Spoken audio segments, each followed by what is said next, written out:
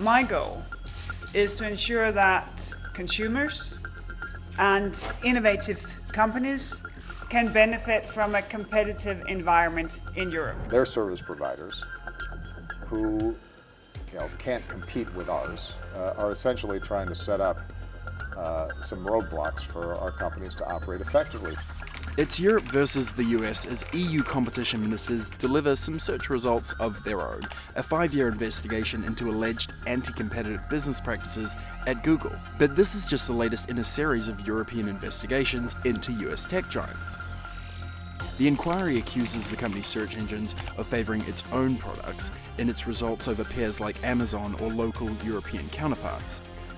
Despite competitors like Microsoft's Bing, Google Search dominates the EU with some 90% share compared to around 80% in North America, and in response, a company executive lashed out against the competition watchdog. We've seen a blossoming of competition online coming from social media. For example, Facebook and Twitter, they're now providing more clicks to newspapers than we are. We're seeing an explosion of competition from the mobile ecosystem. Current EU investigations go beyond just products. The institution is investigating both Apple and Amazon for basing its European headquarters out of tax havens in Ireland and Luxembourg. Add to that revelations from Edward Snowden, the US was spying on European political leaders. EU leaders claim it's a perfect storm.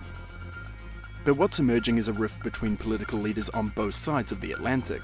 President Obama blaming Europe's tech lobby for the EU's investigations. We have owned the internet. Our companies, have created it, expanded it, perfected it in ways that they can compete.